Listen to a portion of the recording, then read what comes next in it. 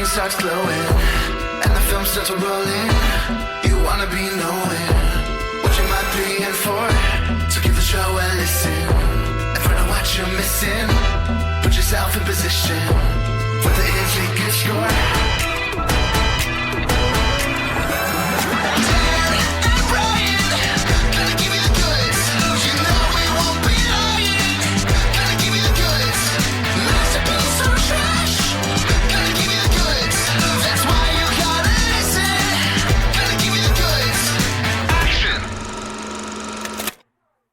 So is now the time to talk our third film?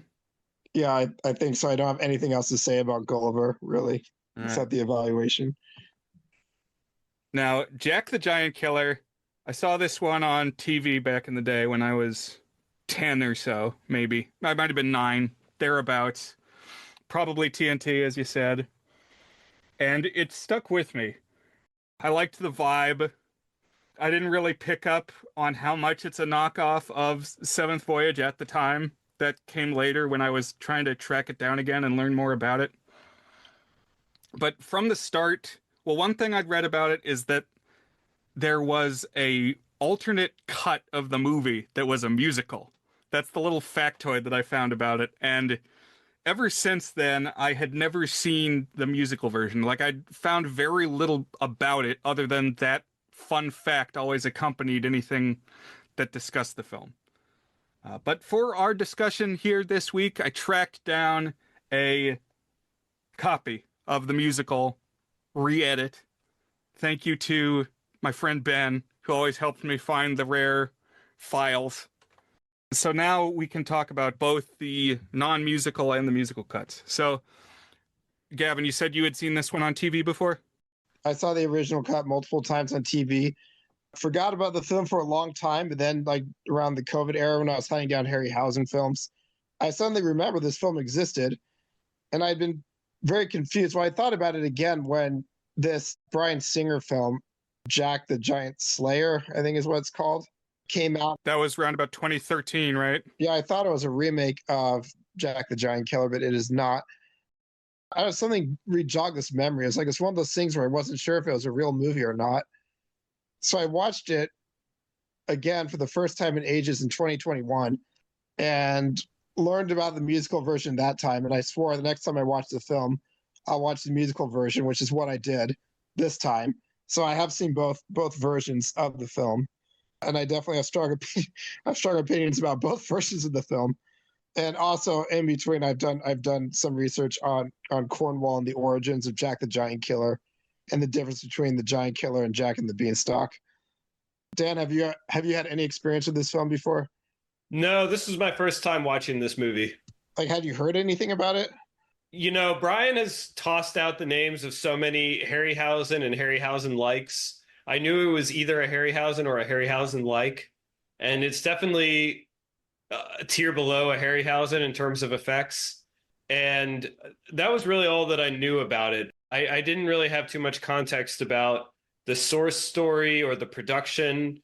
So I was kind of going in blind on this one. Yeah, this was a day one pick for the podcast for me. I guess just because it was kind of a deep cut as far as one that I could say, DAE, does anybody else remember Jack the Giant Killer? Did you perchance see it on TV like I did and Gavin did? And so I'm ready to talk about it. Should I give some context? The literary context, at least. We could talk about the dispute between MGM and Columbia. Maybe that's something you're better suited to, Brian. Let's go. Okay, so I discovered that Jack the Giant Killer is based on a series of chapbooks, like cheaply printed stories for children or childlike adults. The story, it seems like it's a folktale, but we don't have any real source for it before 1711, when the first chapbook was printed. And we know that date, but I don't even think that that particular book has survived. There are several reprints, and I read one of those in a compilation just called The Classic Fairy Tales. And it's tied to folklore surrounding Cornwall, which is distinct from Wales. It's at the Land's End in the south of England.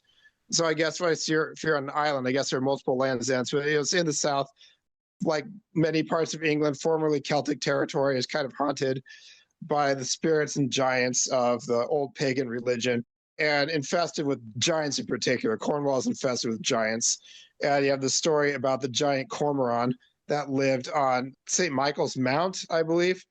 And the story of Jack the Giant Killer describes how Jack trapped and killed Cormoran, and then he goes on basically like a genocidal killing spree, where he just hunts out giants and kills them one by one using different methods, some of which appear in the film.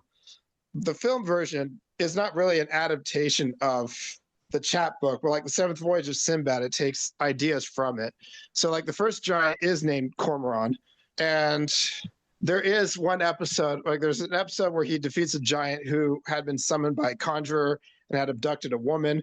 And that's basically the plot of Jack the Giant Killer. There's another one where the giant is actually Lucifer himself. So Jack kills the devil to free a woman from his spell. There are two-headed giants that he kills by wrapping ropes around their necks and then chopping their heads off, which is somewhat similar to the way Cormoran is killed in the movie.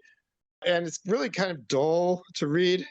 Apparently, it is not related at all to Jack and the Beanstalk. And I think the Bryan Singer film just kind of combines the two. But the giants do say, one of the giants says, fee, fi, fo, fum. I smell the blood of an Englishman. Be he alive or be he dead, I'll use his bones to bake my bread. Apparently, that's very common in giant speak. That's their word. That's the only real connection between them was that. And there's a protagonist named Jack. I don't know. There's a separate entry in this book for Jack and the Beanstalk.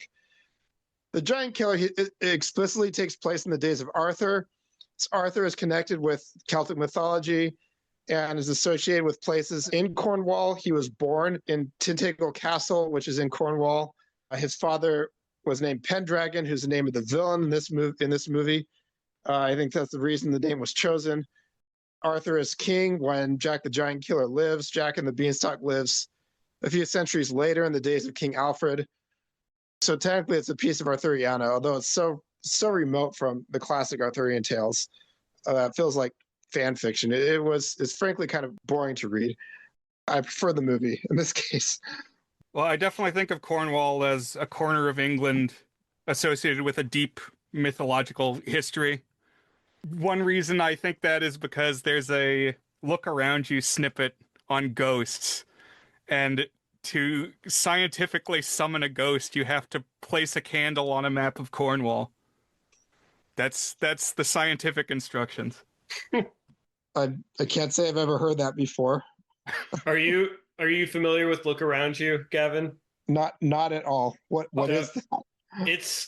I don't know if it originated on YouTube, but it's a comedy parody of like old educational videos, like the kind that they would show you in middle school. Like stuff that was, so it's British. It's a British production and it's aping older British educational films, like things made in the 60s that kids would be watching in the 80s. But the information that's being presented is in the style of an authentic science film, but it's all nonsense. It's just absurdity, but said in a straight-faced presentation so that it's like you've lost your senses. So the first episode, which is out of the 3 or 4 I've seen, is still my favorite, is about math, and it probably helps that I'm a math major, or was a math major. I actually didn't know that it was a parody at first. I was like, this is just really weird. And then they start with, what is the biggest number? Let's ask some people. And they go and like start interviewing people. What do you think the biggest number is? And they're like, maybe 27. And it's like, okay, this is taking the piss. And then the voiceover says, in fact, scientists believe the largest number is 349 million. And it's like, okay. It's really funny. It's pretty good. Back in undergrad, I was very into Look Around You. Anyhow, Jack the Giant Killer, 1962. So this is the third of the 3 films that we're talking about, and was very much an attempt to recapture the magic the success of Seventh Voyage, and I believe it was like an independent production, not backed by a big studio like Columbia that made the other two films. And the producer got together the same director from Seventh Voyage, whose name is Nathan Juran. Juran also wrote the film. And it's also a reunion for Kerwin Matthews again, and Torrin Thatcher, who played the villain in Seventh Voyage. He's back now as the villain named Pendragon. And did you find anything about the production of this film, Gavin, beyond that? I mean, the reason that the musical version exists allegedly is because Columbia threatened to sue this movie out of existence for being a little too close to Seventh Voyage, which is not just the actors and the director, but also like not even just the story, but the story structure is identical. And when you see the stop motion effects, like the giants are the Cyclops. Yeah, it's the same giant, except it has two eyes and not just one. And really lanky arms. As it looks like a parody of a human being. It's not nearly as cool as the actual Cyclops. But Right, it's and the texturing is like a little lazier on the skin. Like the Harryhausen giant has like very detailed like scales almost, and it's just a little bit clearer that this giant is made of clay and is a little, just a little bit more Gumby.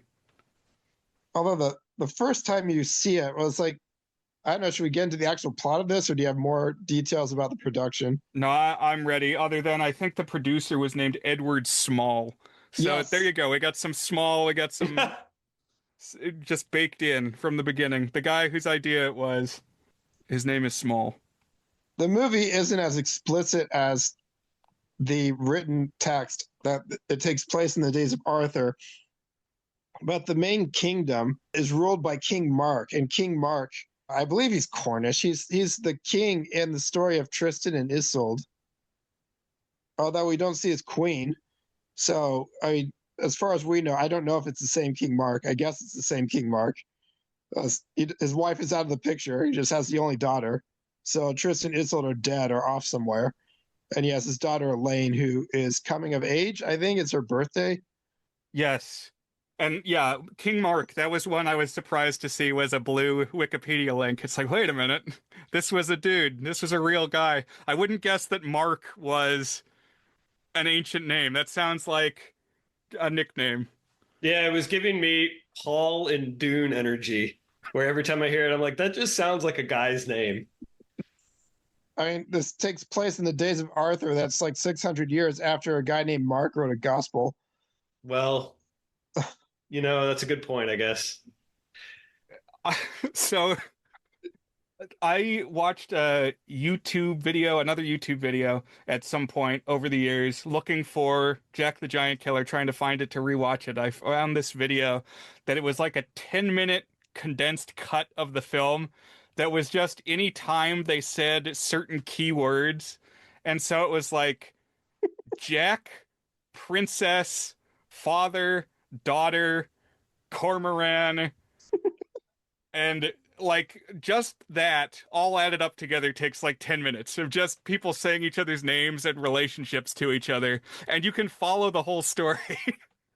It's pretty funny, actually. That's interesting. I hope you share that. You must share that in the Discord if you still have it. Princess is definitely one of the words too. Princess, cormoran.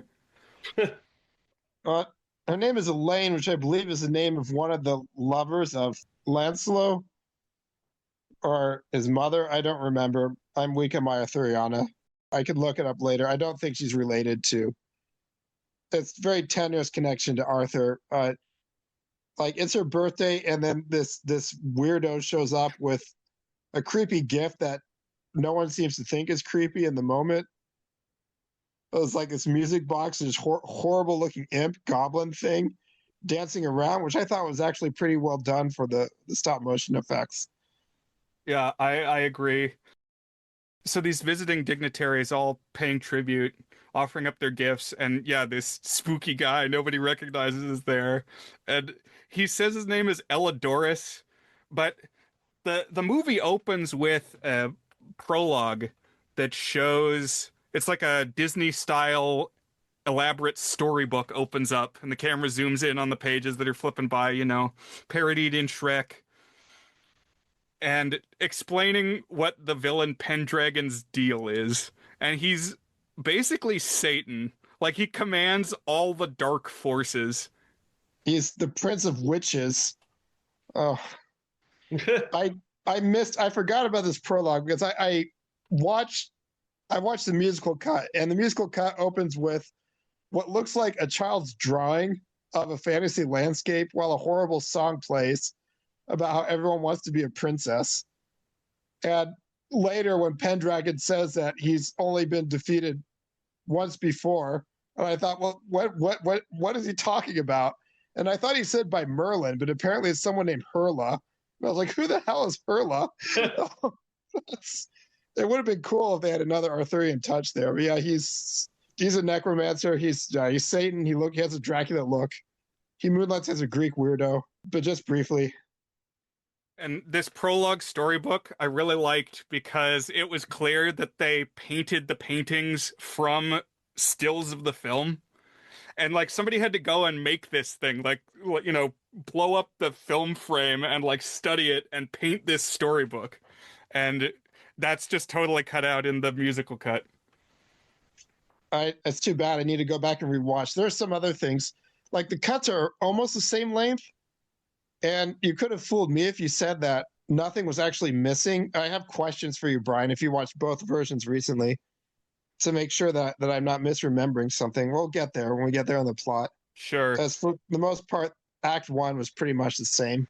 Yeah, really, there is not very much at all cut out, but we definitely want to talk about the way they made it a musical, because I've never seen a movie do this before. Patience. Let's get the good version first. Okay. So the creepy guy presents this thing where the little imp comes out and dances, and the princess is like, oh, how charming. Like, this is really upsetting. Yeah, it's very creepy. And it's also because the animation isn't quite as good. It just makes it look a little bit more alien and sinister. And so the party breaks up, and the princess goes to bed, and she's got this handmaiden who's like shifty. And she loads all the gifts from the party into the princess's room, but we linger on this box that has the little man in it. And she carts that in there.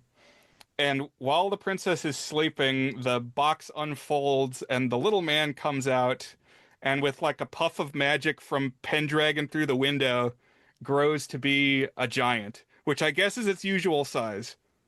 I thought the transformation was really cool, actually. I mean, it's terrifying to watch. He takes off his little jester hat, and you see the horn because it's a ripoff of Harryhausen, and you see it grow bigger and bigger, and you see the shadow looming over the princess until I think it bursts through the roof, actually. It is pretty cool, the timbers breaking over its shoulders, and you got the low angle shots of it like breaking out the top. No, she snatches out the princess, and she turns into a clay doll, and he runs out the castle, pursued by the king and his knights. Yeah, he's got to smash out through the portcullis and the drawbridge, and I was definitely thinking of the many hours I spent with the Great Adventures castle set. I guess he runs away with her all night because it's like morning, isn't it? When we see the farmhand, or he's just a farmer. He's the only person responsible for this mill/farm. I suppose so. This Jack, played by Kerwin Matthews, wearing pretty much the same vest that he was wearing in Gulliver and Seventh Voyage. He could be just the same person. Yeah, I like thinking that he just walks from one adventure into the next. He just waits around for the next thing to happen, and now he's got to go kill a giant.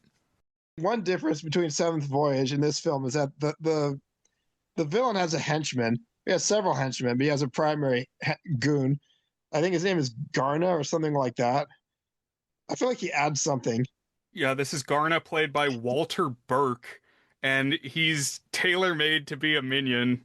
He just has this really like wrinkled, wizened face, and he's always crouched over, and he has this like wheedly voice.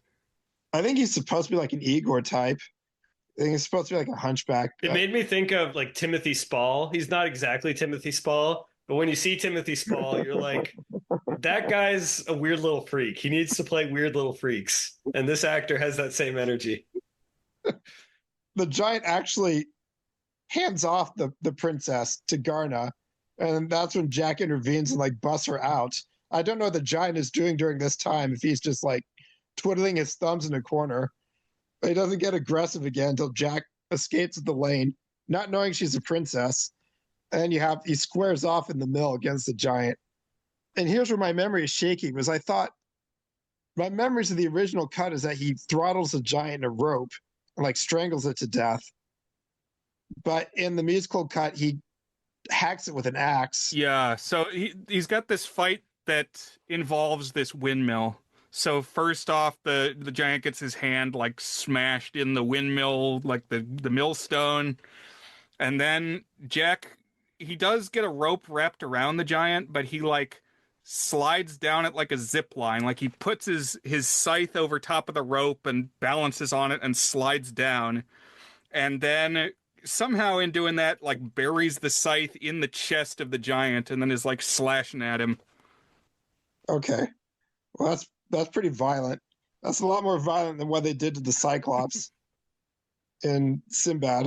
It was just throw it off a cliff. Yeah, and this is like taking care of the giant pretty early. So we open with fighting. It's the only giant that Jack kills, which I guess makes sense. It's called Jack the Giant Killer, not Jack the Giant's Killer. There's another giant in the film, but Jack doesn't kill that one. I mean, I think it's a pretty strong first act in some ways, tighter than the one Seventh Voyage, where we do see the Cyclops, where, they don't kill it, they don't do anything to it, they just run away from it. Yeah, I agree. They're not holding anything back here at the opening. I also find it interesting that he doesn't recognize the princess as a princess. And yes. I find it so compelling that there was a time in history before photographs where you could know of famous people but not really know what they looked like. This comes up also in Amadeus. I love to always reference Amadeus, but Salieri gets to the party and he's like, oh, I know that Mozart is going to be here, but I don't know what Mozart looks like. Well, in the case of rulers, you have coins. That's true. Right. So one would think he would recognize the king, and he ultimately does when the king shows up. No, I think the movie loses steam almost immediately after this fight with the giant. They have to get on a ship again, so it's like Seventh Voyage, with a crew of misfits. Yeah, mini beats just cribbed directly from Seventh Voyage, and the structure very similar. But what I love about this movie that Seventh Voyage doesn't have, and we keep cutting back to Pendragon's castle. So Garna was supposed to come back with the princess on his boat, and ultimately that doesn't happen. But the film will cut to Pendragon sitting in his throne room at his island fortress that he's got, and he's always surrounded by an entourage of monsters. They're always called witches. No matter what they look like, they're witches. But there's like this mermaidy, like Triton guy with horns. And then there's like a fish thing that has drool hanging out of its mouth. And there's a mummy. And there's like a skeleton bride. And all that they do is sit around his throne like he's Jabba the Hutt. But their masks can't really move or anything, so they just kind of shift in place, like lean from foot to let us know that they're alive. But their role is to be just stand around him. Okay, Brian, you know what this is exactly like. And like the first scene that we get of this, I was like, oh, this is exactly like, the answer is an episode of Power Rangers. It's like you got Rita Repulsa sitting around and she's got all her like people who are in like B-level makeup, monster minions giving her advice, and they could all be like, oh, Lord Zed or something like that, like some generic, not entirely generic, but like a monstery minion. And but we got to throw something new in front of the Power Rangers. We got to throw something new in front of Jack. There's even commercial breaks in this. Like it fades to black and then comes back as if this was filmed with TV in mind. And the fact that the production values in general are lower than in Sinbad definitely had me feeling like, all right, it's morphin time, baby. Let's see some combat here. Where are we going to get the Megazord? But it doesn't go quite that far. There's a Megazord type thing. It is a lot like that. They hang out there plotting. What are they going to send against the Power Rangers next? But I was thinking of Gauntlet watching this, that this was had to have been a big influence on my conception of Gauntlet. It's just like have monsters around you, your monster friends who hang out in your spooky castle. It reminded me of the Russian horror film V, if you've ever seen that one. Explain that. That's new to me. Oh God, you have to see that right away. Like the second we finish recording, you need to see it. It's based off of like a short story by Nikolai Gogol, I think, and it's about a priest who has to watch over the body of a recently deceased girl for 3 nights in a row, except the girl was a witch. And so each night the corpse comes alive and torments him in some ways. And the last night, like everything goes to hell. It's like all these monsters come out and he's confronted by the demon V who gives him such a scare that he falls over and dies. Spoiler. The effects used on the third night kind of make the film. Everything up to that is like a slow boil to a great climax. It's very much like this. Like, yeah, the principal demon is entourage of fiends. Jack is a knight now, and the king charges him with taking the princess on a boat to go hide out at a nunnery somewhere. She's going to go hide in a convent. In France. In Normandy. I think they specifically say Normandy. I think that's right. But things are hot and heavy between Jack and the princess just immediately. I guess he did save her from the giant, but she's like, oh, I wish I were going with you, Jack, not to be in a cloistered nunnery. And so they're like making out on the ship. Very similar to Seventh Voyage, there's like grumbling among the crew because they also have not been told that these people are important. I guess they just think these are peasants who happen to have enough money to pay for the voyage or something. But things get exciting again when the monsters all attack the ship at sea. And for whatever reason, this is the scene that really, really stuck with me. Because they come down out of the sky, and the crew for like a solid minute of the supercut is yelling, witches! Witches! Witches! Witches! I recall the music. I mean, this is the equivalent of the siren scene in Seventh Voyage. I guess I want to say it's a lot better. It's a lot freakier. You have weird music. It's like funk music. I have to listen to it again. There's something about the soundtrack that's very wrong. Oh yes, in the musical cut they add this like funky bass line. Wait, It's really? Like, do, do, do, do, do. I'm just doing the Thriller bass line, but it's kind of like that. Just like a solo bass guitar doing a da da da da da da da da da da da. I don't know what effect they used to make the witches look the way they do, but it looks, I mean, frankly, it looks terrible. Like terrible and uncanny at the same time. But I mean, because you can actually see monsters as opposed to just hearing them or thinking you can hear them, I guess it's superior in that way. And you have the witch that basically breathes out a windstorm while the others abduct the princess. It goes on for quite a while. It is pretty long. The coloring is cool because I think they did like desaturating it, so it's not black and white, but it's all except a few key colors are very muted. And so like the skin becomes like bluish and pallid, and it's definitely striking. But the bit that I've always thought about is Jack like tells the princess to stay down in the hold of the ship and not come out. Don't open the door. It's almost like Raiders of the Lost Ark. It's like you got the instruction of, okay, don't open the door. And who knows if the door really would have done anything. Probably it wouldn't have. But she comes out. She opens the door, comes out of there, and then goes back into the room to hide again. And when she does that, in the room behind her, there's this like extra scary monster. It's like a skeleton bride that freaked me out when I watched it when I was like 9. I probably shouldn't have. It's not actually scary, but the presentation of it, I thought, is done well. Like the editing of, you go out the door, you're okay, you come back in, oh shit, there it is, jump scare.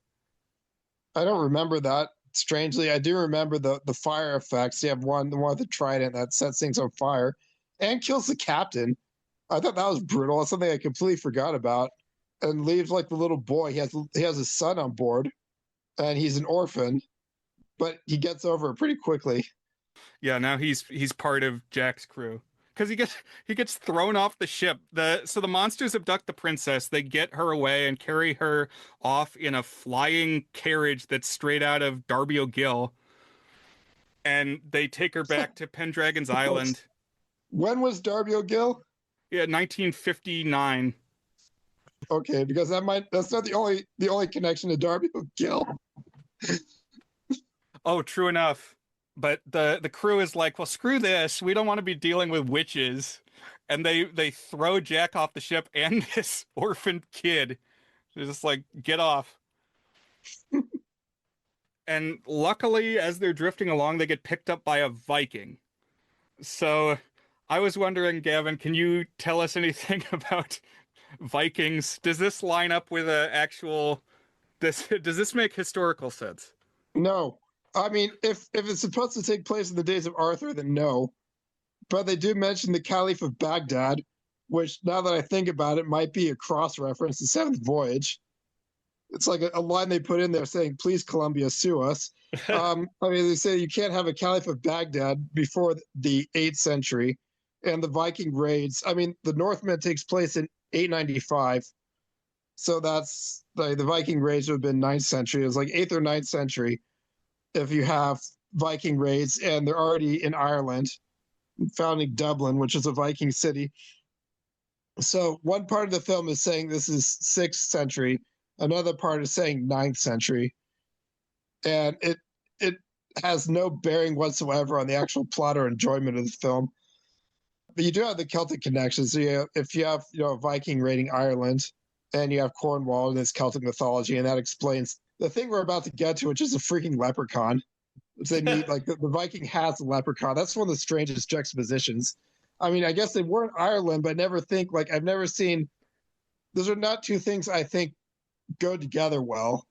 I don't put Vikings and leprechauns in the same box. Yes. So until I saw How to Train Your Dragon, I didn't realize the Vikings were in Scotland and Ireland, but they were. They definitely were at a certain point in history. Have you seen The Secret of Kells?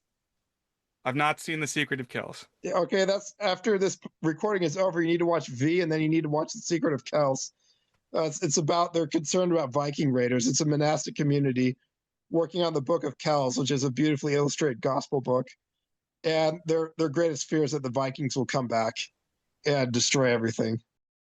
But yes, he has something called the Imp, and the Imp is a leprechaun who is a genie. I mean, leprechauns grant wishes, genies grant wishes.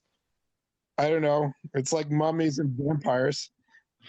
I want to butt in here and do just like a quick reality check of like what am I feeling as a person? What is the experience of watching this film? And to be fair, this is like the third movie. So I watched them across 2 days. So pretty tightly compressed. And all right, the movie opens. There's some setup. There's a giant. Jack kills the giant. All right, we're squarely in Jack the Giant Killer territory. I think I know what we're going for here. And then all of a sudden, we meet the bad guy, and he's a Power Ranger villain, and he's got all his henchmen. And like some of the specificity of the flavor is gone. All right, we're just doing like generic villain types, fantasy villains. Sure, why not? And then all of a sudden there's like a freaking leprechaun. And I'm like, all right, I don't know what is happening in this movie. You could tell me anything's going to come next, and I would be not surprised. I mean, it's all part of the broader Celtic myths, I guess. I think there's nothing more Celtic than a leprechaun. I guess, but it just doesn't feel of a uniform spirit to me. But maybe I was just fatigued. With that said, I hate this stupid fucking leprechaun. Okay. So he only speaks and sing-song, and it's not just he speaks and sing-song, but it's like a little piano ditty every time. Like there's it's like there's a musical cue every time he speaks. I'm just like, shut up. Yes. I So would just throw him in the ocean. I feel like this character was the inspiration for the people involved in making the musical cut. because he always speaks in rhyme. Everything that he says rhymes. And his doggerel is terrible rhyme. Okay, I'm not saying that it's good. I'm saying it's better in the original cut than in the musical cut. Because he literally, each thing that he says is just like a little couplet. It's like two rhyming lines. But then they took this and they added, so they redubbed over it. Like it's a different voice saying the lines, and they add a tune underneath it. Oh, that's not the original? That's not in the original. Okay, I should have watched them. I should have rewatched the original. Because in the musical one, it's like you hear the da-da-da-da-da-da-da. It's like from Mr. Rogers or something, like a musical cue from Mr. Rogers. It's so bad. I wish I could reach to the TV and chuck that bottle just as far away as possible. And I don't want is like 3 coins. What did seem strange to me is that the genie in Seventh Voyage is not wish limited, but the leprechaun in this one is. You can only get 3 wishes from the leprechaun. I don't even think Jack asked for them. He just offers them. Yeah. It's like, now would be a good time to do this. And the leprechaun has a plan to get out of the next obstacle. They're not things any sane person would wish for. That's when we get to them. Yep. Back at Pendragon's palace, the princess arrives in the flying coach. And I really like this scene, because Pendragon is dressed to the nines for an evil ritual, and he has like a 3-foot tall hat made out of like a vulture head, and he's doing the ceremony of Isis. He talks a lot about like Egyptian deities. Yeah, that was cut from the musical version. I thought that was missing. I thought something was missing there. Did he invoke Hecate as well, or was it just Isis? Oh, he might. Yeah, Hecate. I have to go back and watch immediately. As I know they talked about a Roman temple elsewhere on the island, and that stirred up something in my memory. It's like something is missing here, where you see her become evil. I think this is my favorite scene. Just that he's got this whole other wardrobe change. Pendragon, a role model for me, certainly.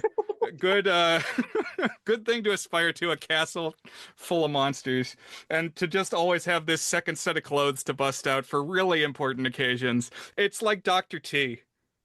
He's gotta get the Domi-Do duds to do this princess make evil ceremony. Have you seen Legend? Only parts of it. Like, there's a princess turned evil scene in Legend as well. It's the idea is that the Tim Curry devil wants to turn Tom Cruise's girlfriend into the Bride of Darkness or something like that. It's very disturbing. As one does. I think she's also the girlfriend of Ferris Bueller. Not in that movie though. Is that a recurring fantasy trope, turning the princess evil? I don't think so, actually. No, it doesn't happen too much, but I like how it's done here, because you can find out that somebody's been turned to the dark side if you have them stand in front of a mirror, and they get a scary demon face, and these like contacts that must have been super uncomfortable. They look like half an inch thick. They're like the contacts from the end of Thriller when Michael Jackson turns around and he's the cat guy. But she's also got like a red dress in the mirror that has like flames coming off of it. It's cool. It's a good look. And none of the other leading ladies in these movies got to flex the dual role like this. Yes, I really love the Madonna whore complex character. That makes it really hot for Elaine, and the way I never was for Princess Parissa. That's probably a sentence that should never have been said, but you know. No, I'm glad that you said it, because I'm feeling it too. And the way that they shot this, I mean, I can only think that they shot the mirror clip and the main room clip separately, and she had to do the same thing in both. So they had to have some kind of like reference monitor or something, and so it's just kind of a neat trick, and it's not always perfect. You know, just a production element that had to be thought through. Since we're talking about the princess, and Gavin used her name here, I want to mention one of my reactions to this film, which is that this lead actor, Kerwin Matthews, he calls out for Elaine a few times. Elaine! And every time he did it, I thought of the movie The Graduate, where Dustin Hoffman needs to call out to Elaine, particularly in the climax when in the much parodied wedding sequence where he's banging on the glass window above the organ. Elaine! Elaine! And so every time he did that, I imagined he was Dustin Hoffman in The Graduate. Well, The Graduate was after this, right? Oh, do you So think inspiration? That's where he got it from, Mike Nichols. I can't think of an alternative. The princess is on Team Pendragon now, secretly, because unless you're in front of a mirror, you look normal. And Jack shows up at the Pendragon Island with the help of the Viking ship. And this bit is very video gamey. Specifically, it reminds me of the opening of, if you've ever played Dragon's Lair, the Don Bluth, Yes. like, Laserdisc game. Starts out on, like, the bridge to a castle, and you gotta, like, do a little hop over a gap. And, you know, you can't go back the other way because there's a portcullis that's dropped. There's already, in the musical cut, been a couple songs by this point, but this is the biggest deviation in tone to me. So I think this is where we talk about how the musical is presented, because, okay, so in the non-musical version, Jack is in this entryway of the castle, and it's like you gotta walk down the drawbridge to get in. And Pendragon is standing up on, like, the mezzanine. He's up on a tier above, higher up on the castle, and can look down into this drawbridge area. And he throws down dragon teeth ripped out of a statue. So very similar to, like, the way that the skeleton warriors come out of the ground in Jason and the Argonauts. This was peak Power Rangers to me, because these things that pop up, they're kind of in samurai type armor. Yeah, they're putty patrols. They're putty patrollers, exactly. And they don't attack so much as lurch from foot to foot again. That's the way that they move, is they just, like, tilt back and forth, and they kind of start to advance, but then there will be a cut and they'll be back where they were again.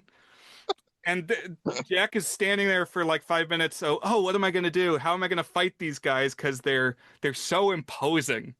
You're an idiot, dude. The music is, like, menacing, and he's got to fight these. I was also thinking of, like, Stalfos in Zelda. Yeah, So it's like the first level of the video game, and he's got to figure out how to beat the level. it's a tutorial. What ultimately happens is he gets help from the imp. The imp gives him a magic whip. Magic whip. But first, he has to grab the bone.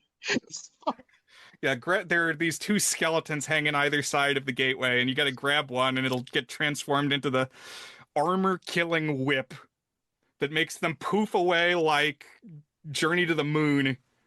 Right. So this is where I'll say also, I really noticed it in the second half. It might have been there from the start. And this is kind of where I can see some Gauntlet for sure, is there's like a kitchen sink approach to effects that's not there in Sinbad, for example, where it's a little bit of everything. There's a skeleton on a string. There's the hit stop and move a thing and then hit record again. It's not just the Harryhausen style stop motion. It's a bit of everything when it comes to cheesy effects. Props and costumes and silly big swords and all sorts of stuff. So let's talk the songs in the musical version, Gavin. Right. The song that plays in this sequence has been stuck in my head for the past few days. That's where Garda and Pendragon get most of the music for some reason. And in this one, they're singing about the evil spectacle that's unfolding.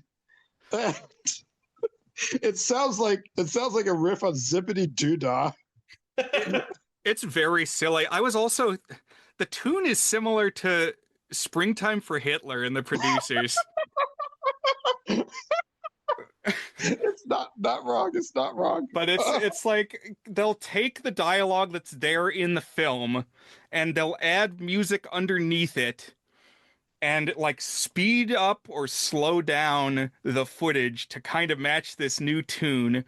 And then anytime there's, like, a big action sequence where you're not seeing actors' faces, then they can get a little more free form with it and have choruses. But so this goes, a spectacle spectacular to see. And then they start whistling. They're like,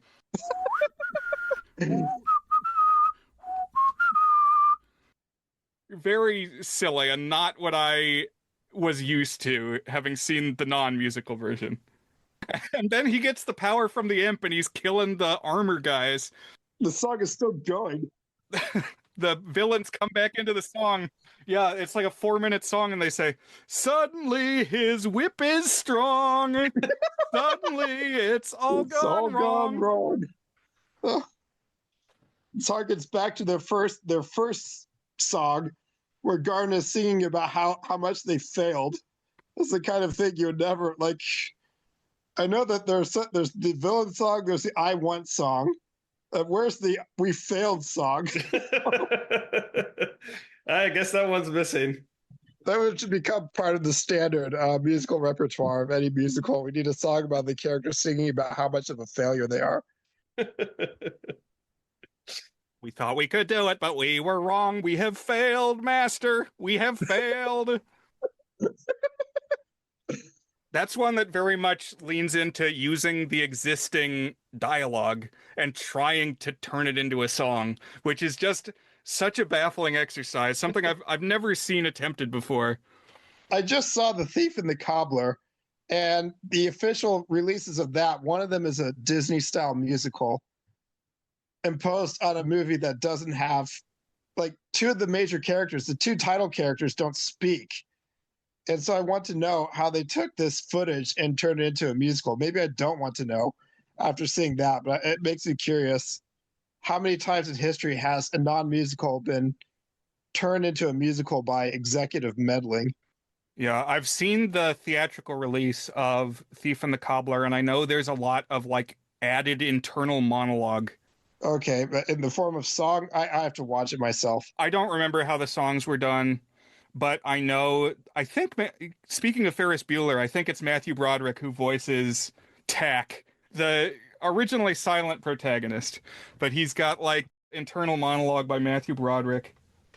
So, okay, wish number 1 is down. He's got this magic whip that can kill these soldiers. And he gets into the castle.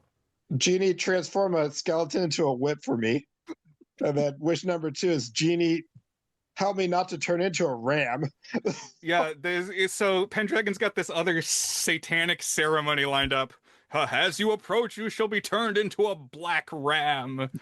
And it doesn't work. He doesn't become Black Phillip from the Vavitch. This is very invisible monster energy here. Showing how strong you are by having nothing happen. Yes. If I were incompetent, things would be happening right now. He holds his sword in the form of a cross. So I guess there's an undercurrent of Christianity, I think, versus paganism. It's like old style Roman paganism, as he mentions the Isis and other classical gods. Isis is not really a satanic figure in my mind, but whatever. It's a little bit like Sleeping Beauty, the Disney version, which also has that kind of imagery. Oh, definitely, because it's got the villain shows up at the birthday party and curses the princess. Oh, right, and he also turns into a dragon. Yep. Hold that thought. They are always using the term witches. I would expect more women. It's a weird title for him to take as Prince of Wishes. They did that in Gulliver as well. They accused Gulliver of being a witch. And I was like, why not a warlock? Or like just a sorcerer or a magician. It's like you can't call a man a witch, I guess. It doesn't feel right. Yeah. It's not considered particularly manly, as they say in Lost Skeleton of Cadavra. With Pendragon at his mercy, he just says, tell me where Elaine is. And he goes, oh, she's not here. She's on the other side of the island. And like a buffoon, he just believes him. And then, yeah, Pendragon turns around to Elaine and is like, you got to go over to the other side of the island now. She's supposedly chained up like, I was thinking Clash of the Titans, where they've got her like chained up down on the beach. Who is the woman that Perseus is after? Andromeda. Andromeda gets paired with Perseus, that's right. And the big sea thing comes up out of the surf. The Kraken. She's imprisoned in a Roman temple, which I thought was an interesting detail. Why did it have to be a Roman temple? But I guess, I don't know. It's a Christian victory over paganism. He has a shield with a cross on it, I think. Doesn't the Viking give one? Oh, yeah, the shield's got a cross, and then the way the sword is held up is, yep, that's right. The spectacle putties knock it out of his hand like almost immediately. So much for that. Yeah, I think you're onto something. That it's got that kind of Ray Bradbury message of the gradual enlightenment, the banishing of the darkness. Here it's yes, the coming of Christianity in the Ray Bradbury material. It's like, and eventually we'll go to space and we'll be immortal and we won't need spirituality at all anymore. But this doesn't go there. Here, I think is kind of the slowest bit where we have Jack meets Elaine and she's back in Madonna form, and he thinks he's rescued her. Not much happens. Just, we know that she's evil and that she's going to trick him somehow. They get all the way back to the boat. I don't recall if the leprechaun is trying to warn Jack or not. She's trying to find out what is the source of his power, what is the source of his magic whip, non-transforming powers. Right. So she drugs him. She finds out about the imp, she drugs Jack, and he falls asleep. And then she takes the imp, but the imp has a defense system where if an evil person picks him up, he can know that and burn their hand. Which includes the Viking, by the way. The Viking can't. I think it's an honest person needs to touch it. The Viking, I guess, is dishonest. And so is Elaine because of her subterfuge. So then he ends up straight back in Pendragon's main room. So the whole thing feels like a useless diversion. Yeah, and it's like so the imp like dropped out of the princess's hand and kind of rolled off into the water. So the imp's out of it for a little while. And back in the throne room, this is another kind of Odyssey feeling beat because the crewmen get turned into animals. It's like the kid and the Viking get transformed into beasts, and the kid becomes a chimpanzee, and so now we've got a chimp in the movie. Right. This is more of the let's just do a little bit of everything in this film. Okay, he's a chimp and the Viking is a dog? Yeah, the Viking becomes the dog. I feel like it should be the other way around. Oh, well. I think that would make sense too, but at least the chimp gets a lot of business. The chimp gets to do things. Yeah, that must have been, I mean, on set, that must have been wild. It reminds me of like Nope, you can't trust chimpanzees, they're too intelligent and violent. Yeah, I'm afraid of chimps now. I wouldn't want to be near a chimp. Since Nope, yeah. Or the true life story that Nope was inspired by. Or yeah. Chimp Crazy, a great recent documentary from the Tiger King people. You said this was Odyssey vibes for you, but this was even more Power Rangers vibes for me because your friends turn into dogs for 22 minutes. Very much feels like a premise of a Power Rangers episode. Now we got to go defeat the monster who will allow us to turn our friend who turned into a dog back into a person. I didn't think about either of those things at this point. I had forgotten about the chimp and the dog, actually, in the 4 years since I saw this film, I completely forgot about this plot critical element. But I remembered everything else. Right, having to turn Elaine good again. Right, so Jack gets to like the central sanctum of the castle and confronts Pendragon. I was thinking of Zelda Ocarina of Time, the way you got to go up the tower, then you've got the Ganon fight up at the top of the tower, and then you got to leave with the princess. But while he's coming back down the tower with the princess, there's this hallway with a bunch of arms holding up, candelabras. Swords. Yeah, swords, and they're like torch holders, but you can tell that it's just a bunch of guys standing there with their arms through holes. And then, so he goes down the hallway once and nothing happens. And then coming back, they all come to life and they're like chopping at him. I loved that. It's so good to have a bunch of hallway arms. Have you seen Cocteau's La Belle et la Bête? I've seen stills of that part you're talking about. Yeah, he does the same thing. I'm pretty sure it's just dudes holding them up. It's supposed to be more eerie and dreamlike and not. This looks like a challenge from, was it Dragon Slayer? Dragon's Lair. Excuse me. Dragon Slayer is a movie. Yeah, it looks like you have to, dodge the swords or you'll see an animated death of Dirk the Daring getting his head chopped off or something. Yep. Dan, are you familiar with Dragon's Lair? Very vaguely. Okay. That was like an old video game, right? Yeah, it was the one with the animations done by Don Bluth, and it's you got like quick time actions to do. Right. Otherwise, you'll meet the bad fate, and the little clip will play. But you said that the Cocteau Beauty and the Beast version is known as being maybe a little bit more eerie and atmospheric than this. And I would say it would be basically impossible not to be. Like, I was just struck by the sensation, like, hey, there's a guy right there sticking his arm through the wall. And it doesn't, it's, I can see why this inspired Gonley, because it makes you feel like you can do it. You know, that's not to say it's outright bad, but it definitely makes you feel like you could be a person in Hollywood doing these things. Definitely. So, like, Jack gets to the sanctum and smashes a mirror, and that freed the princess, so she's good again. And they get back out to the beach, and this very much is Seventh Voyage of Sinbad, like, totally. Because he, like, whistles or something and summons another one of these giants. So, like in Seventh Voyage of Sinbad, we dispatched one, and suddenly there's another one. Only, guys, this one has two heads. Two heads. Which, to be fair, there are many two-headed giants in the original story of Jack the Giant Killer. So this is on brand. And then you have Genie, make me my final wish, summon a sea monster to defeat this giant. Right, and so now we've got the dragon and Cyclops fight, but it's a two-headed giant and a sea serpent thing. Sea serpent, when I saw it 4 years ago, I just burst out laughing because it looks comically bad. It's very silly. It's got those squiggly arms that we talked about, that they don't have the bones. It's like tentacles. It's like an octopus sea serpent. It's like they couldn't decide. But its head looks like, I mean, this looks like Gumby. I think more than any other creature in this movie. Like, not like it's from Gumby, it looks like Gumby. The same skin tone. The fight is okay. I mean, the two-headed giant whacks it with an anchor, which is pretty brutal. And it looks like it's going to lose, and then it chokes it to death with its tentacles. I like that it's the chimp who finds the imp. It's my favorite episode of Impy and Chimpy. Like, the bottle washes up out of the surf, and the leprechaun's rolling around in there yelling in rhyme, and the chimp runs up, grabs the bottle, takes it to Jack, and he's able to conjure the serpent.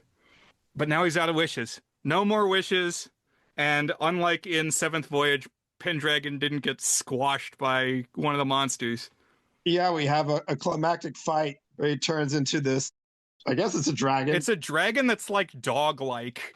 Yes, it's like a gargoyle. Yeah, very mammalian dragon, or like a bat. Or toothless. Doesn't it look a bit like Toothless? Yeah, it does a bit. My memories of this, when I was a kid, I thought this was the most badass thing. Like, it comes, like, it attacks the boat and it, like, knocks things over and it tries to get into the cabin. I remembered it as being a vicious fight. Yeah, so the way that it's done is cool because there's like a lot of aerial footage used, and like, so we got high angle and low angle stuff, and they definitely thought about how to put this all together because the fight happens, they've put out to sea already. So Jack and the crew is on the boat, and the dragon is like fighting the boat, and then Jack throws a rope around the dragon and is fighting it in the sky. That's really cool. Well, you see the clay puppet of Kerwin Matthews slashing at the dragon. I just think the concept of the fight is great. Having him latch onto the dragon, killing it in the air, knowing full well that that's probably a bad idea. Right. What goes up has to come down. All of this, though, undercut in the musical version. Holy shit. I was so mad. The whole fight is a stupid song sung by that goddamn leprechaun. And it's just like, how could they make me hate this character even more? It just turned the climactic fight into a showstopper. Yeah, just totally bizarre. That's pretty funny, actually. Yeah, I guess it's funny. I'm glad that there's a non-musical version to appreciate, because I didn't really hate the musical version to that point. As it was something that distinguished. First of all, it's weird. Like, the songs aren't good, but it's weird. It doesn't make the movie longer, and it distinguishes it from Seventh Voyage. And frankly, I find the middle portion of Jack kind of tedious, and that broke it up a little bit.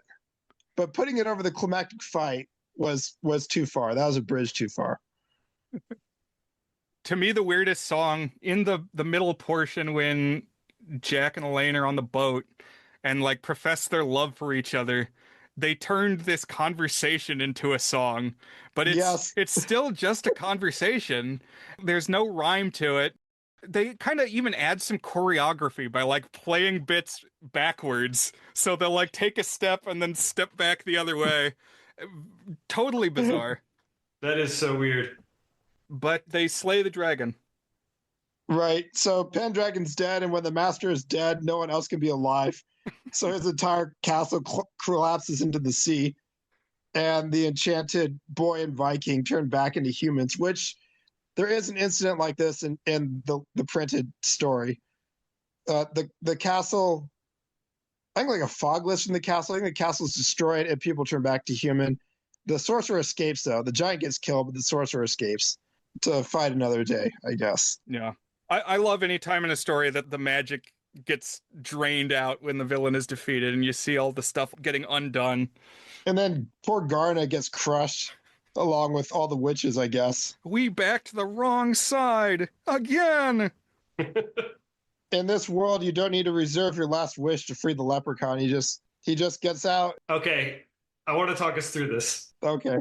I guess this was the moment that broke me here at the end. I don't know, but I was just like, my jaw was open here. So first of all, it's like, okay, I don't know. I was just like, how are they going to get out of you need the last wish to free him? Oh, just break the container? That's kind of dumb. Like, why couldn't this have happened a long time ago? I don't know. Maybe it was explained away and I missed it. Okay, well, they're going to break it. Oh, he's going to grow up into be a real guy. So they finally smash it. And there's like, it's probably 30 seconds, but it feels like 15 minutes of them like getting ready to break it and like making jokes about, don't hurt him. Oh, look, he fell down. Oh, this is going to be funny. And then they're like, all right, he's going to grow up now. And then they bash the glass and he goes from being 6 inches to about 13 inches. And he's like, I was like the most disappointed. I was like, he's going to be a full-size guy. But then no, he's just slightly bigger than he already was. And then he's like, well, I'm going to leave now. And we get the single worst effect in the entire movie where I don't know exactly even how they filmed it, but it's like a still and they green screen him over the still, like very awkwardly walking on a rainbow of like this photograph of a rainbow. And it's so stupid. I was actually laughing by the end of that shot because it's probably a 15-second shot, but it feels like 4 minutes long. It looks really bad. I won't lie. He uses his 7-league boots. So these big hops. That's the reason he's in this stupid bottle to begin with. Apparently, the king of the leprechauns. Apparently, you're not allowed to use 7-league boots if you're a leprechaun. He put him in the bottle. It's like he didn't have his license. He didn't have a permit to carry 7-league boots. And they did take his boots away. They just put the boots in the bottle with him. Oh, well. And then he leads them back to England and he says, feel free to visit, which the English eventually did in the fullness of time. I guess Jack and Elaine get married. The end. It would have been great if it ended with the shot from The Graduate where they're just staring and eventually their smiles turn to frowns. Yeah, we talked a couple weeks back in the Doolittle episode about the transition between classic Hollywood and the new cinema. And this is not of the mold of The Graduate. This is not new Hollywood cinema, no. But we did it. All 3 films are Kerwin trilogy. And I'm glad that we had this chance because these definitely formative on me, especially this last one. But I think let's talk. Are we ready to say, is it good? And if so, why? Sure. So Is It Good is our signature section where we each give each movie a rating on our 8-point goodness scale, ranging from very not good, which is a 1 out of 8, to our masterpiece rating, toward a good, which is an 8 out of 8. And I guess I'll go first. We'll go one movie at a time, and each movie will each give a rating. So we'll start with The Seventh Voyage of Sinbad. So I'm kind of right on the edge of a 5 or a 6, a good or a very good for this one. I don't get quite as swept away as it sounds like the two of you do. Maybe it's the fact that I never watched these as a kid. And so I just don't have that nostalgia tickle in my brain. But this one kind of most sold me on the premise, the style, out of the ones that I've seen. It's still episodic, but it just feels more of a whole. And it flows very well. It's barely over an hour and a half, and it didn't really have time to bore me. It was the first one I watched, so I hadn't really burned out on the whole tone, I guess, the earnest adventure tone. Even though, of course, as we'll see, Gulliver was a little bit different, but still. I'm going to, just for the matter of differentiation, I'm going to just let this one lean right into very good. A 6 out of 8 for me for the seventh voyage of Sinbad. Gavin, what about you? Well, I did watch this as a kid. I've seen it maybe like literally 100 times.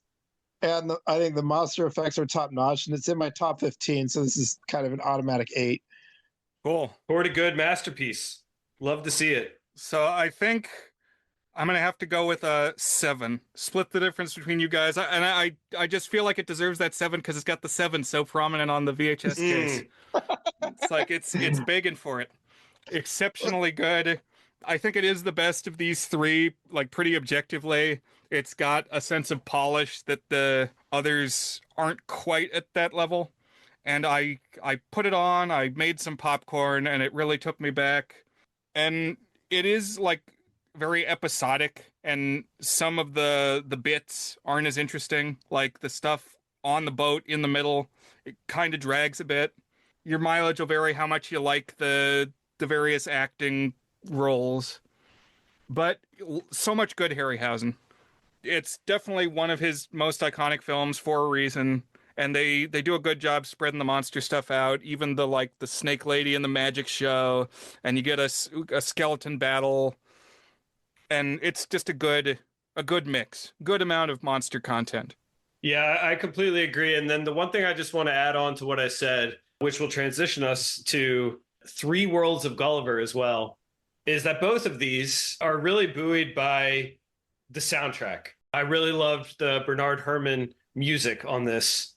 I think it just adds terrific flavor and immersion to it. I really missed it in the third one we're going to talk about. The Three Worlds of Gulliver, I'm going to give this one a 5 out of 8. It's a little weirder, which I like. I like that it's not just a normal adventure. There's like strangeness going on. I understand though that this comes from the classic book.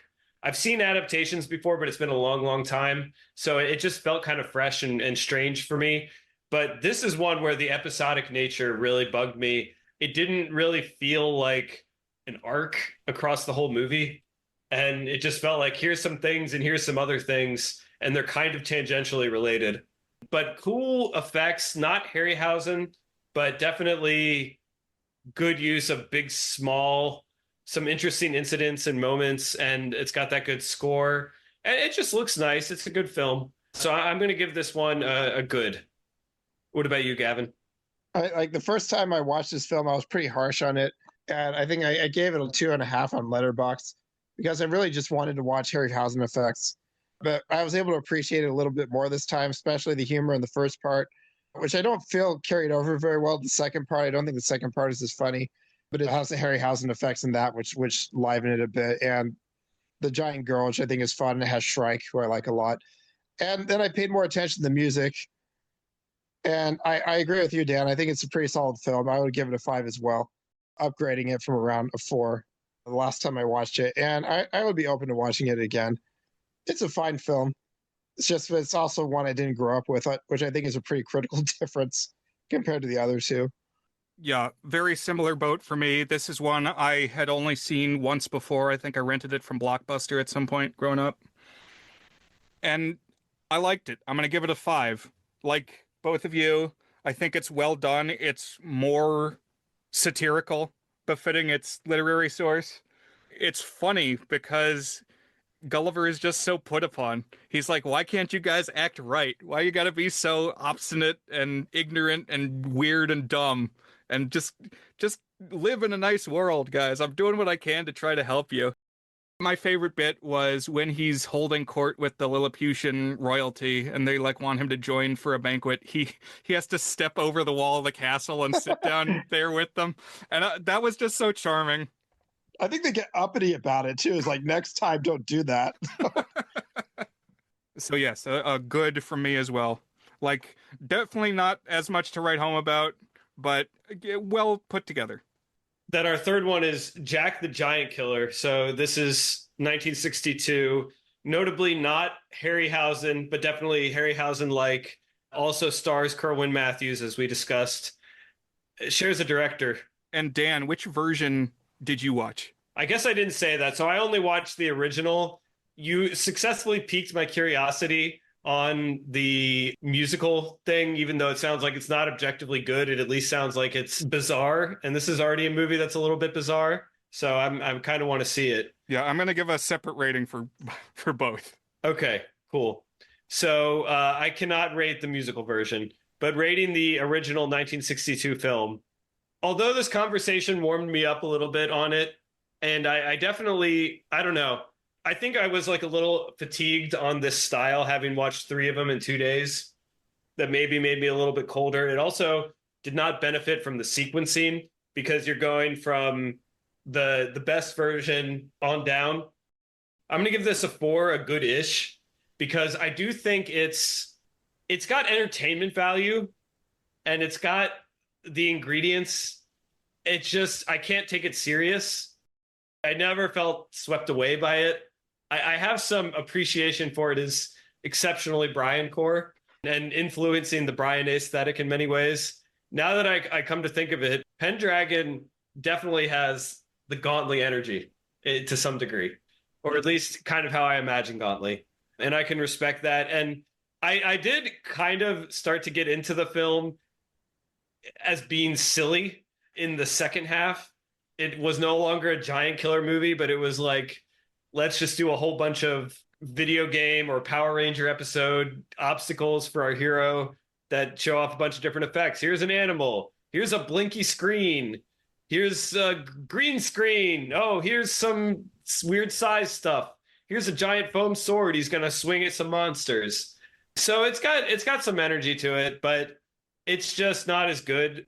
I didn't see it as quite as obvious a rip of the Seventh Voyage of Sinbad as you guys alluded to. There's definitely some overlap, but to me, some of it's just like there's a hero and there's a villain and there's a damsel in distress. And like, that's just stuff of the adventure story, you know? But there's definitely a couple of things. You got the Cyclopsy giant type monster. You got the same actors in the hero and the villain. You got definitely the end scene on the boat is kind of the same. It just isn't all the way there for me. So I'm going to give this one a good-ish with a hat tip for being a goods day one pick from Brian. But what about you, Gavin? Well, I guess because my opinion is a bit polluted by just watching the musical version and just drawing on my own memories for the original. I've always liked this film. It would feel wrong to give it too high of a score, but I do think it's basically a good film, so I think I'd have to settle on that. I would put it a 5, I guess. I would be tempted to go as high as 6, but that just feels wrong. I kind of like it because it imitates the Seventh Voyage of Sinbad, but why should I watch this film when I can just rewatch Sinbad? Is how I think about it. Yeah, I'm in a very similar place to Gavin that I think what it objectively deserves is a 5, but I'm going to give it a 6, a very good. Just it impacted me. I think it is very silly and it's very video gamey, but it just goes for it. You know, why not have a room full of these cheapo monsters just kind of lurching around? I would have liked to have been on this set. And the effects are not bad. They're an imitation of Harryhausen, but they do it pretty well. And you got this climactic battle where they're in the air, which would not have been easy to do. And yeah, it's just a hodgepodge of different effect styles where they're trying out different things. And the girl gets to do a little bit more. There's lots of costumes. It's a fun watch. And now we've watched 8 of my original 10 day one picks for Goods episodes. So we've almost checked them all off. What remains? It might be a secret. I could say. I think I said when we talked to Crowd, which was the last one of these checked out. And actually, it looks like 7, so I was wrong. Still 3 left from the original list, which is The Dark Crystal, Night of the Comet from the 80s, and the one I always bring up, Amadeus. Got to get an episode at some point. For sure. All right. Well, maybe not movies as obsessed with the size changing element, but it did play a big part in all of them, that we had big things, small things, giants, leprechauns.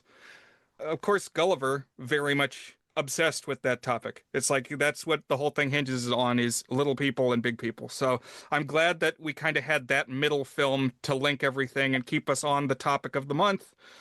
But Dan, what comes next as we roll forward with the theme month?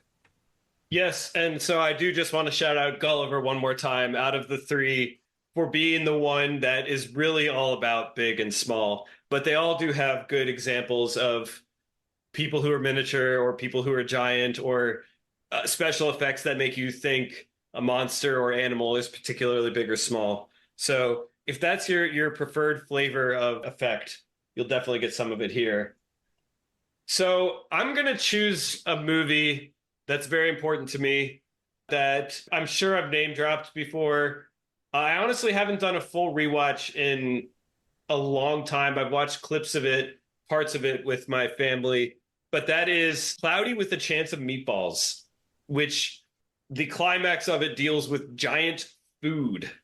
So we will be talking extra big food. Now, we definitely run the risk of doing too many kids' movies here, but I felt like this was the time to bring out this movie. I've been wanting to revisit it and talk about it at some point, Brian. And just because I like to go to the roots of a concept, I want to get in like an old trick film. I'm not going to do a Méliès, but I am going to do the 1901 The Big Swallow as a supplement. And then the second supplement is the Looney Tunes short King Size Canary. So I don't know if you've ever seen that. I believe it's a Tex Avery, but that to me is one of the iconic big, small pieces of filmed entertainment. Is that the one where Tweety is a monster? Or is that different? We'll see. Okay. I'm pretty sure it's King Size Canary is the one I'm thinking of. I'm looking forward to discussing a couple of historical, influential shorts about big or small things, and then talking about big food and Cloudy with a Chance of Meatballs, Brian. Okay, I'm looking it up, and the one where Tweety is a monster is titled Hide and Go Tweet. So I believe I am thinking of a different Sylvester and Tweety cartoon, but I'm excited to consume these. I've seen Meatballs before, but not the other two. So this will be fun to get a kind of a sampler platter, and just so inspired to pick a movie that's about big things, not living, not people, not animals. We've covered those with our other selections, but this is things, objects, comestibles. I'm looking forward to it. Awesome. It should be good. All right, Gavin, I would say thank you for phoning in from across the ocean. I don't know how much prelude we did. I don't think we did much, but you're actually in the US right now. And in fact, I should have given this backstory at the beginning of the episode. I saw you in person last week, which is crazy. You live in Paris. I live outside DC. And yet, of course, we saw each other not in Paris, not in DC, but in Indianapolis. We both went to Indianapolis. You grew up there. I have a brother who lives there. We saw each other. We watched a film noir together, and we hung out, and I got COVID. Every time I see you, I get COVID. Last time I got it before I saw you and gave it to your pregnant wife. This time, it's possible that someone in your family gave it to me when I visited your house, or it's possible my mom gave it to me from a conference she was at the week before. I'd like the poetic karma of you being the one who gave it to me, just because I gave it to you and your family when I visited you in Paris. But it was definitely cool to see you last week, Gavin. Okay. Likewise, it was nice to see you and to give you COVID. So, yeah, I had been on a film noir kick, and I had to stop watching film noir to get into Kerwin Matthews. And I had a long string of watching exclusively films that were made from 1960 or earlier, which was broken by Jack the Giant Killer. Oh, rats. And then was broken again by Gods of Egypt. So that was for a completely different assignment. Do you have a column coming for Gods of Egypt? Yes. Yes. I will shout out on your behalf, Gavin. You appeared on the Alternate Ending podcast to discuss film noir, so we can link that as well when we drop this episode. So right, yes, and I advertised this very episode on that podcast. Oh, cool. As I said, I was going to record Harryhausen and Kerwin Matthews stuff. in the near future. And now I have. Now I've done that. Excellent. Good to spread the word. Listeners, tell your friends, join the Discord, and join us again.